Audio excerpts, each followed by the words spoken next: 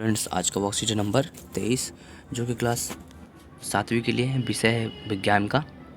विषय है सामाजिक विज्ञान। इतिहास में से हमारे अतीत में से ही पाठ आया है मुगल साम्राज्य। ठीक है, तो हमने पिछले वर्कशीट में जाना था बाबर के बारे में। इस बार हम जानेंगे हुमायूं के बारे में। ठीक है, आज हम पढ़ेंगे हुमायूं के बारे में।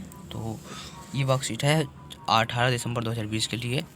तो आज शुक्रवार का दिन है, तो यहाँ पर अपना नाम लिखें, यहाँ पर अपने कक्षाध्यापक का नाम लिखें। अगर चैनल पहली बार तो चैनल को सब्सक्राइब करें, इस वीडियो को लाइक करना ना भूलें। तो आज हम किसके बारे में जानेंगे? हुमायूं के बारे में। ठीक है, चलिए जानते हैं इसके बारे में। तो मुगल विद्यालय पिकनिक के दौरान मुझे हुमायूं का मकबरा जाने का मौका मिला। तो आप कई बार विद्यालय के पिकनिक के दौरान हुमायूं का मकबरा घूमने गए होंगे। कि आइए आज हम मुगल शासक हुमायूं के बारे में कुछ जानकारी प्राप्त करें। तो यहाँ पे देखते हैं कुछ क्रियाकलाप है। तो क्रियाकलाप एक है कि पता लगाइए हुमायूं के मकबरे का निर्माण किसने करवाया। तो जो पूछ रहा है कि हुमायूं का मकबरे का निर्माण किसने करवाया, तो इसी वर्कशीट में हमें इसका उत्तर मिल जाएगा। चलिए देखते हैं। तो मुगल ज्योतिष अधिकार देखेंगे, यहाँ पे ध्यान से पढ़ेंगे इसको।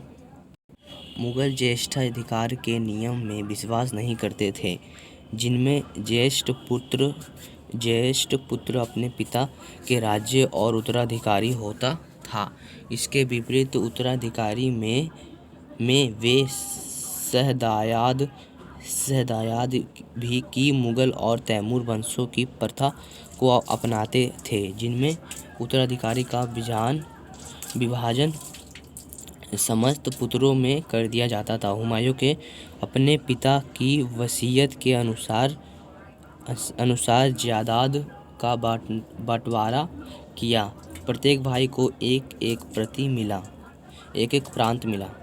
मतलब यहाँ पे बताया गया है कि जो मुगल ज्येष्ठाधिकार थे, उनके जो ज्येष्ठ पुत्र थे, पिता के राज्य उत्तराधिकारी हुआ करते थे।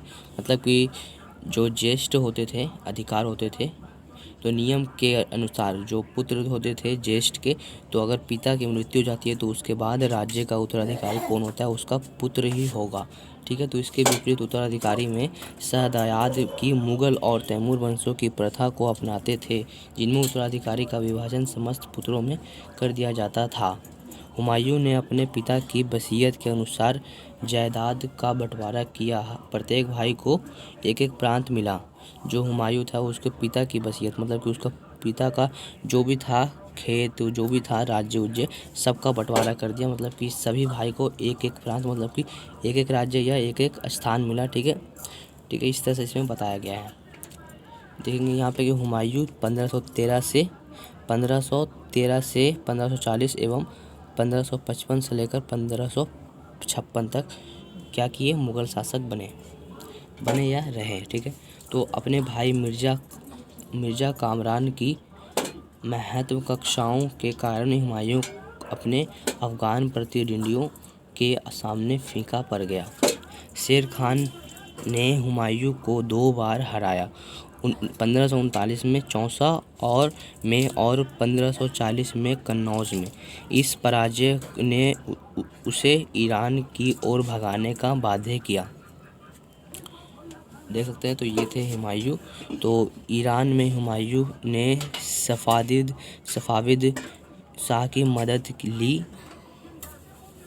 उसने 1555 में दिल्ली पर पुनः कब्जा कर लिया, परंतु उसने अगले वर्ष इस इमारत में एक दुर्घटना में उसकी मृत्यु हो गई। ठीक है, तो यहाँ पे बताया गया है कि जो उसके भाई थे मिर्जा कामरान, तो उनके अफगान में प्रतिद्वंदी उसके सामने फीका पड़ गया। कौन फीका पड़ गया? हुमायूं। ठीक है, अब इसमें बताया गया कि शेर खान हुमायूं को 2 बार हराया। जो शेर खान थे इसी के भाई थे, तो शेर खान ने हुमायूं को 2 बार हराया। कब? एक तो हराया 1539 में चौसा में, और दूसरी बार हराया कन्नौज में सन 1540 में।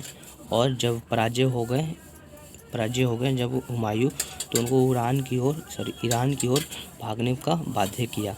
अब यहाँ पे बताया गया कि ईरान में हुमायूं ने सफाविद शाह की मदद ली। ईरान में हुमायूं ने किसकी मदद ली?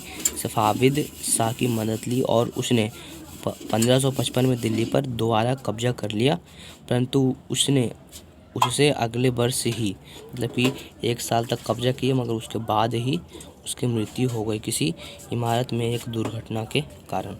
ठीक है, तो आगे देखते हैं क्या है। तो चलिए अब हम इसे पढ़ते हैं कि अफ़गान शासक शेर शाह सूरी।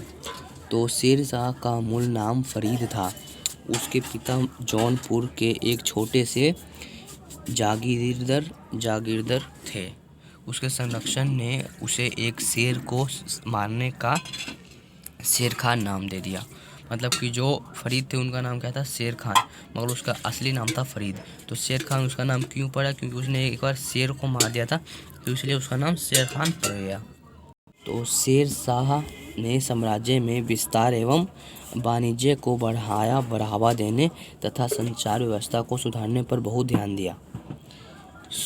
यहाँ पे सोनार गांव जाने वाली एक पुरानी शाही सड़क की शेर खान ने मरम्मत कराई, जिससे काफ़ी समय तक ग्रांड ट्रंक रोड कहा जाता है। शेर शाह ने कुल 1700 सराय बनवाई। 1545 में कालिंजर के किले की घेराबंदी के दौरान दुर्घटनावश एक तोप के फटने के कारण शेर शाह की मृत्यु हो गई। तो इस वाले में बताया गया है कि उनकी मृत्यु कब हुई, 1545 में। किसकी वजह से हुई, मतलब कि एक तोप के फटने की वजह से शेर शाह की मृत्यु हो गई 1545 में। ठीक है, तो आगे देखते हैं, कुछ क्वेश्चन आंसर दिया गया इसमें, चलिए उन्हीं पे आप ध्यान देते हैं। तो इनमें सत्य व असत्य बताइए, मतलब कि सही और गलत बताना है क्या क्या है। तो हमने तो पूरा पार्ट समझ भी लिया, पढ़ भी लिया, तो ये वाला करने में थोड़ा आसानी होगा, जो यहाँ पे 3 क्वेश्चन दिए गए हैं। चलिए इसको करके करते हैं। तो प्रश्न नंबर 1 है कि चौसा के युद्ध में हुमायूं ने शेर शाह सूरी को हराया। मतलब कि चौसा के युद्ध में हुमायूं ने शेर शाह को हराया। चलिए देखते हैं। जो हमारा फर्स्ट होगा वो असत्य हो जाएगा, तो नहीं, असत्य लिख देंगे यहाँ पे। ठीक है, यहाँ पे लिख देंगे असत्य। ठीक है, लिख देंगे सत्य। और नंबर 2 है कि यहाँ पे कालिंजर के किले की घेराबंदी के दौरान हुमायूं की मृत्यु हो गई थी, तो नहीं, वो तो शेर शाह सूरी की मृत्यु हो गई थी। कब हुई थी, कि एक घेराबंदी के दौरान। ठीक है, तो ये गलत है। तो प्रश्न नंबर 3 का उत्तर हो जाएगा सत्य है, क्योंकि हुमायूं के पिता का नाम बाबर ही था। ठीक है, तो फर्स्ट नंबर गलत होगा, सत्य होगा। ये भी असत्य है, मगर ये लास्ट वाला सत्य होगा। तो एक कट का निशान डालिए, या सत्य या असत्य लिखिए। ठीक है, तो अब देखते हैं क्रियाकलाप 2 है कि उत्तराधिकारी के चयन के लिए मुगल किस परंपरा का प्रयोग करते थे। जो मुगल शासक थे वो किस परंपरा का चयन करते थे उत्तराधिकारी की खोज के लिए। तो चलिए देखते हैं इसका उत्तर। तो यहाँ से उत्तर देखेंगे कि उत्तराधिकारी में यहाँ पे है आते थे उत्तराधिकारी को खोजने के लिए। ठीक है, तो यहाँ पे हो जाएगा इसका उत्तर। ठीक है, क्रियाकलाप 2 यहाँ से होगा इसका उत्तर कि उत्तराधिकारी में वे शहजाद मुगल और तैमूर वंशों की प्रथा को अपनाते थे। ठीक है, कौन सी, शहजाद परंपरा को अपनाते थे, तो लिख देंगे हम परंपरा। ठीक है, परंपरा को अपनाते थे। ठीक है, इसको उत्तर लिख देंगे अपनाते थे, इस तरह से अपनाते थे।